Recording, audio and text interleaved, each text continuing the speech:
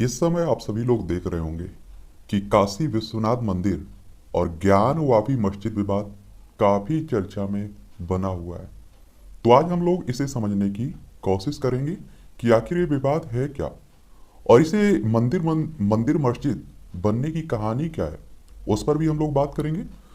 और देखेंगे, एक आप देखते हैं कि कानून आया हुआ था 1991 के आसपास की बात है, जिसे नाम है प्लेसेस ऑफ वर्शिप एक्ट। क्या है, इसमें क्या कहा गया है, उस पर भी हम लोग बात करेंगे। और अभी आपने देखा होगा कि सिंगार गौरी मंदिर का मामला क्या है, इस पर भी हम लोग कुछ पॉइंट देखेंगे। और क्या अयोध्या की तरह इस विवाद का समाधान हो सकता है या नहीं हो सकता है, उस पर भी बात करेंगे। और याद रखिए, देखिए, आप सभी जानते हैं कि इस तरह का हिंदू मुस्लिम का मंदिर मस्जिद का मुद्दा उठता है तो उसमें राजनीतिक मुद्दा बनना स्वाभाविक सी बात रहती है। तो इसमें राजनीति कितनी है, उस पर भी हम लोग बात करेंगे। क्योंकि आप सभी जानते हैं कि भारतीय जनता पार्टी है, जो बीजेपी है, इसके हमारे हमेशा से चुनावी मुद्दे रहे हैं। राम मंदिर हो, 370 हटाने की बात हो, आप देखिए कि समान नागरिक संहिता की बात हो। और आपने देखा होगा कि जैसे ही अयोध्या मामले में देखिए निर्णय आया था, उसके बाद ये भी उठने लगा था कि अब अयोध्या के बाद अब मथुरा काशी की बारी है।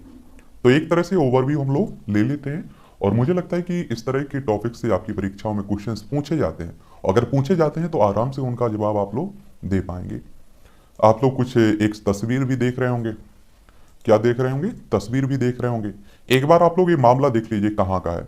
देखिए, हमारी प्यारी पृथ्वी है और एशिया में आप जाएंगे तो ये हमारा प्यारा भारत है। और भारत में आप लोग जाएंगे तो उत्तर प्रदेश आपको जाना पड़ेगा। और उत्तर प्रदेश में आप देखेंगे बनारस आपको देखने को मिलेगा। और आपसे भी जानते हैं इसकी लखनऊ राजधानी है उत्तर प्रदेश की। और राजनीति की दृष्टि से उत्तर प्रदेश काफी महत्वपूर्ण है। इसलिए महत्वपूर्ण है कि विधानसभा में 403 सीट हैं, विधान परिषद में 100 सीटें हैं, राज्यसभा में 31 सीटें हैं, लोकसभा में 80 सीटें हैं। और आप देखिए, ऐसा भी माना जाता है कि जो दिल्ली की गद्दी है ना, इसका रास्ता लखनऊ से होकर जाता है। और सभी राजनीतिक पार्टियों और राजनेताओं की निगाहें उत्तर प्रदेश पर रहती हैं। कहाँ रहती हैं? उत्तर प्रदेश पर रहती हैं। अगर हम लोग देखिए, जब राम जन्मभूमि को लेकर आंदोलन चल रहा था, उस समय आपने देखा होगा कि उसके साथ ही काशी और मथुरा की भी मांग उठती आई है। 1990 के दशक में राम जन्मभूमि आंदोलन के दौरान काशी मथुरा को लेकर भी नारे लगते थे। और जाहिर की इस मुद्दे को लेकर हिंदूवादी संगठन अयोध्या के राम जन्मभूमि आंदोलन के साथ ही आवाज उठाते रहे हैं। उनका ऐसा मानना है कि स्वयंभू शिवलिंग के ऊपर मस्जिद का निर्माण हुआ है और उनकी मांग मस्जिद हटाकर वो हिस्सा मंदिर को सौंपे जाने की है। और आप देखिए, जो भी हिंदू संगठन है वो यही मांग कर रहे हैं। क्या कर रहे हैं? मांग भी कर रहे हैं। और आप देखेंगे कि इसका अगर विवाद, अगर आप देखें ज्ञानवापी विवाद मस्जिद का, तो काशी विश्वनाथ मंदिर और उससे लगी ज्ञानवापी मस्जिद के बनने और दोबारा बनने को लेकर अलग अलग तरह की धारणाएं हैं और कहानियां चली आ रही हैं। कुछ आप देखेंगे कि हिंदुओं के पक्ष में है, कुछ आप देखेंगे मुस्लिमों के पक्ष में है। हालांकि इन धारणाओं की कोई प्रमाणिक पुष्टि अभी तक नहीं हो सकी है। बड़ी संख्या में लोग इस धारणा पर भरोसा करते हैं कि काशी विश्वनाथ मंदिर को औरंगजेब ने तोड़वा दिया था। और आप सभी जो लोगों ने इतिहास पढ़ा होगा तो औरंगजेब के बारे में आप लोगों ने पढ़ा होगा जरूर। औरंगजेब ने बहुत सारे मंदिरों को तोड़कर मस्जिद बनवाई थी, ये हकीकत बात है। और इसकी जगह पर उसने यहाँ पर एक मस्जिद बनवाई थी। और जबकि कुछ इतिहासकारों का यह भी कहना है कि ज्ञानवापी मस्जिद का निर्माण 14वीं सदी में हुआ था और उसे जौनपुर के सरकी सुल्तानों ने बनवाया था। लेकिन इस पर भी विवाद है। कई इतिहासकार इसका खंडन भी करते हैं और उनके मुताबिक सरकी सुल्तानों द्वारा कराए गए निर्माण में कोई साक्ष्य नहीं मिलते हैं, ना ही उनके समय में मंदिर के तोड़े जाने की कोई साक्ष्य मिलते हैं। दूसरी तरफ काशी विश्वनाथ मंदिर के निर्माण का श्रेय राजा टोडरमल को जाता है। किसे जाता है? राजा टोडरमल को जाता है। ऐसा कहा जाता है कि राजा टोडरमल ने 1585 में, अकबर के समय की बात हो रही है, दक्षिण भारत के विद्वान नारायण भट्ट की मदद से इसका निर्माण करवाया था। और ज्ञानवापी मस्जिद के निर्माण के बारे में कुछ लोग यह भी कहते हैं कि अकबर के जमाने में नए मजहब दीन ए इलाही के तहत मंदिर और मस्जिद दोनों का निर्माण कराया गया था। क्योंकि आप सभी जानते हैं कि जो अकबर था, मुगल शासक, वो एक तरह से सभी धर्मों को मानता था और किसी के धर्म से भेदभाव नहीं करता था। तो एक तरह से उसने एक नए मजहब दीन ए इलाही की तहत मंदिर और मस्जिद दोनों का निर्माण कराया था। और ज्यादातर लोग यह मानते हैं कि औरंगजेब ने मंदिर के तोड़वा दिया था, और लेकिन मस्जिद अकबर के जमाने में दीन ए इलाही के तहत बनाई गई या औरंगजेब के जमाने में, इसको लेकर जानकारों में मतभेद है, क्योंकि अकबर के बाद ही औरंगजेब आता है। ठीक है, फिर आप देखेंगे कि पहले अकबर के समय में ये बनवाई जाती है, जब औरंगजेब का समय आता है तो वो मंदिर को तोड़वा देता है और मस्जिद को बने रहने देता है। ये कहा जाता है विद्वानों के द्वारा।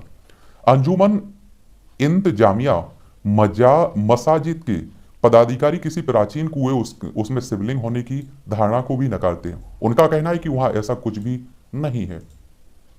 फिर आप देखेंगे ये मामला आजादी के पहले का नहीं है। अयोध्या का मामला तो ऐसा था कि आजादी के पहले से ये विवाद सामने आया था, और आप देखिए इस पे ये मामले चलते आए थे।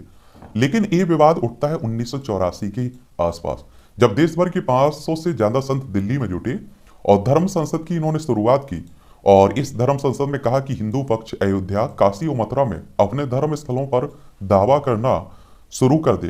अयोध्या में राम जन्मभूमि का विवाद था, तो मथुरा में किसने जन्मभूमि को लेकर विवाद है। वहीं स्कंद पुराण में उल्लिखित 12 ज्योतिर्लिंगों में से काशी विश्वनाथ मंदिर को सबसे अहम माना जाता है। और अयोध्या पर आप देखेंगे हिंदू पक्ष का दावा तो आजादी से पहले ही चल रहा था। लिहाजा हिंदू संगठनों की नजरें दो मस्जिदों पर टिक गई। एक थी मथुरा की शाही ईदगाह मस्जिद और दूसरी थी काशी की ज्ञानवापी मस्जिद। कहा जाता है कि अयोध्या तो बस झांकी है, काशी और मथुरा बाकी है। और ये नारा आप देखते होंगे कि चुनाव के समय आप लोगों को काफी सुनाई देता है। फिर आप देखेंगे साल 1991 की बात है कि पुजारियों के समूह ने बनारस की कोर्ट में याचिका दायर की ज्ञानवापी मस्जिद के मामले में। पहली बार 1991 में ये चर्चा में आता है, और जिन्होंने ज्ञानवापी मस्जिद क्षेत्र में पूजा करने की अनुमति मांगी थी।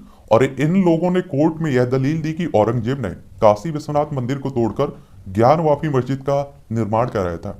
ऐसे में उन्हें परिसर में पूजा की अनुमति दी जाए, और इस मामले में मस्जिद की देखभाल करने वाली अंजुमन इंतजामिया मसाजिद को प्रतिवादी बनाया गया। करीब 6 साल की सुनवाई के बाद आप देखेंगे 1997 में कोर्ट ने दोनों के पक्ष में मिला जुला फैसला सुनाया, और जिसमें दोनों पक्ष हाई कोर्ट चले गए। और इलाहाबाद हाई कोर्ट ने 1998 में लोअर कोर्ट के फैसले पर रोक लगा दी, और उसके बाद से यह मामला ठंडे बस्ते में चला जाता है। फिर आप देखेंगे करीब 20 साल बाद 2018 आता है, और 2018 में मुकदमे में वकील रहे विनय शंकर रस्तोगी ने नेक्स्ट फ्रेंड के रूप में याचिका दायर की, और दिसंबर 2019 में ये केस फिर से खुल जाता है। और अहम बात यह है कि इसके ठीक 1 महीने पहले अयोध्या विवाद पर सुप्रीम कोर्ट का अहम फैसला आया था, और रस्तोगी की याचिका पर अप्रैल 2020 में कोर्ट ने ज्ञानवापी परिषद का पुरातात्विक सर्वेक्षण करने का निर्देश दिया, और इसी आधार पर अब परिसर का सर्वेक्षण किया जाएगा। और इसीलिए अब आप देख रहे हैं कि विवाद काफी बढ़ चुका है। क्या आपके मन में भी आता होगा ये, क्या अयोध्या की तरह ये भी सुलझ सकता है मामला? तो इस पर भी हम लोग बात करेंगे, लेकिन यही आपको सिंगार गौरी मंदिर का मामला भी बता देते हैं। ज्ञानवापी मस्जिद का मामला 1991 से अदालत में है, लेकिन जो मां सिंगार गौरी मामला है ना, ये कुछ ही महीने पहले की बात है। 18 अगस्त 2021 में बनारस की एक अदालत में यहाँ की 5 महिलाओं ने मां सिंगार गौरी के मंदिर में पूजा अर्चना की मांग की थी, और इस याचिका को स्वीकार करते हुए अदालत ने सिंगार गौरी मंदिर की मौजूदा स्थिति को जानने के लिए कमीशन का गठन किया था। और इसी कड़ी में कोर्ट ने सिंगार गौरी की मूर्ति और ज्ञानवापी मस्जिद में वीडियोग्राफी कराकर सर्वे रिपोर्ट देने को कहा है, और इसी कारण से दो बार ये वीडियोग्राफी नहीं करवाई जा सकी है। अब कोर्ट ने यह कहा है कि जल्दी से ये वीडियोग्राफी करवा के सर्वे करवा कर रिपोर्ट सौंपने को कहा है। अब आपके मन में ये आता है कि क्या अयोध्या की तरह ये सुलझ सकता है विवाद? तो आपको बता दूं कि अयोध्या और बनारसी विवाद में कुछ हद तक समानता है हिंदू भावनाओं को लेकर, लेकिन बनारस विवाद अयोध्या विवाद से बिल्कुल हटकर है। अयोध्या का विवाद आजादी के पहले से अदालत में चल रहा था, और इसलिए उसे 1991 के प्लेसेस ऑफ वर्शिप एक्ट से छूट मिली हुई थी। ये इस एक्ट से बिल्कुल बाहर रखा गया था। लेकिन वाराणसी विवाद 1991 में अदालत में शुरू हुआ है, और इस आधार पर इसे चुनौती मिलनी लगभग तय है। किसे? इस कानून को। और हिंदू संगठनों की मांग है कि यहां से ज्ञानवापी मस्जिद को हटाया जाए और वो पूरी जमीन हिंदुओं के हवाले की जाए। और इस मामले में हिंदू पक्ष की दलील है कि ये मस्जिद मंदिर के अवशेषों पर बनी है और इसलिए 1991 का कानून इस पर लागू नहीं होता है। तो वही मुस्लिमों का कहना है कि यहाँ पर आज़ादी से पहले से नमाज पढ़ी जा रही है और इसलिए इस पर 1991 के कानून के तहत कोई फैसला करने की मनाही की गई थी। ये आप देखिए कि एक तरह से इस कानून को जो प्लेसेस ऑफ वर्शिप एक्ट था, ये 1991 में केंद्र में जब पीबी नरसिम्हा राव की सरकार थी तो उनकी सरकार ने ये कानून लाया गया था और ये कानून कहता है कि 15 अगस्त 1947 से पहले जो धार्मिक स्थल जिस रूम में था वो उसी रूम में रहेगा, उसके साथ छेड़छाड़ या बदलाव नहीं किया जा सकता है। एक तरह से आप देखिए कि हमारे यहाँ हिंदू भी रहते हैं, हमारे यहाँ मुस्लिम भी रहते हैं, हमारे यहाँ सिख, बौद्ध, जैन, ईसाई, तमाम धर्म के लोग रहते हैं और आप देखिए कि अगर इस तरह के मुद्दे उठते रहे तो ये हमारे देश की एकता अखंडता के लिए नुकसानदायक है। इसीलिए आप देखिए कि एक कानून लाया गया और इसमें कहा गया कि देखिए चलिए आप जो अयोध्या का मामला है ये तो आज़ादी के पहले से चला आ रहा है तो ये इस कानून से बाहर रखिए। लेकिन उसने कहा इस एक्ट ने कि अब जो 1947 के पहले जो स्थिति थी, समझ रहे हैं, जो जहां चाहे मंदिर हो मस्जिद हो, अब उसमें कोई छेड़छाड़ नहीं की जाएगी। एक तरह से आप देखिए कि इन मुद्दों को बिल्कुल बंद ही कर दिया था। चूंकि अयोध्या विवाद का मामला आजादी से पहले में से कोर्ट में चल रहा था इसलिए इसे छूट दी गई थी और लेकिन ज्ञान बापी मस्जिद और शाही ईदगाह मस्जिद पर यह लागू होता है और इस कानून में साफ है कि आजादी के समय जो धार्मिक स्थल जैसा था वो वैसा हमेशा ही रहेगा, उसके साथ कोई बदलाव नहीं हो सकता है। और इसमें यह भी कहा है कि अगर कोई ऐसा करता है तो उसे 1 से 3 साल तक की कैद और जुर्माने की सजा हो सकती है। ये है आपका ये कानून, क्या है कानून, प्लेसेस ऑफ वर्शिप एक्ट ये कहता है और इसे जरूर आप लोग याद रखिएगा क्योंकि इससे क्वेश्चंस कई बार पूछ लेता है। भारतीय राजनीति की अगर बात करें तो भारतीय राजनीति दर्शकों तक राम मंदिर के इर्द गिर्द चलती रही। जब तक राम मंदिर नहीं बना है आपने देखा है कि कई पार्टियों की राजनीतिक रोटियां भी सिकती रही हैं। अब कोटले के फैसले ने से राम मंदिर का निर्माण हो रहा है, उसके बाद भी ये राम मंदिर हर चुनाव में मुद्दा बन जाता है। ठीक इसी तरह अब ज्ञानवापी मस्जिद विवाद राजनीति पर गहरा असर डालेगा। वैसे ही बीजेपी और बीएचपी ने जिन जिन 3 मंदिरों को मांगा था उनमें काशी भी शामिल है। अब कोर्ट के फैसले के बाद मस्जिद का सर्वे और वीडियोग्राफी का काम पूरा हो गया है। पहले मुस्लिम पक्षकारों ने इसका विरोध किया था लेकिन पुलिस के आगे उनकी एक ना चली और आप देखते हैं कि एक करवाया गया। तो ये कहानी है आपका जो काशी विश्वनाथ मंदिर और ज्ञानवापी मस्जिद विवाद की। और आप देखिए कि हमारे देश की दुर्भाग्य कहिए जो भी कहिए आप लोग कि अब ये मुद्दे खत्म हो जाना चाहिए। सभी धर्मों के लोगों को आगे आकर आप देखिए कि शिक्षा, स्वास्थ्य, रोजगारी, महंगाई, इस तरह के तमाम मुद्दे होना चाहिए और आप देखिए तभी हम लोग आगे बढ़ सकते हैं। और आप देखिए अमेरिका हो, चाइना हो, रूस हो, जापान हो, इस तरह की ताकतवर शक्तियों को हम लोग चुनौती दे सकते हैं और उनके बराबर खड़े हो सकते हैं, विश्व गुरु भी बन सकते हैं। लेकिन क्या कर सकते हैं जब आप देखिए कि हिंदू मुस्लिम, मंदिर मस्जिद, जाति पाति, इसी पर अगर वोट मिल रहे हो तो नेता इस तरह के मुद्दे क्यों उठाएंगे? शिक्षा का मुद्दा क्यों उठाएंगे? रोजगार का मुद्दा क्यों उठाएंगे? चलिए खैर इसके बारे में एक ओवरव्यू अपने पास जरूर रखिएगा। इनसे आपकी परीक्षाओं में जरूर क्वेश्चंस पूछे जाते हैं और वैसे भी अगर आप लोग किसी एग्जाम की तैयारी भी नहीं कर रहे हैं तब भी मुझे लगता है कि आपको मालूम तो होना चाहिए ना इस तरह के मुद्दे के बारे में।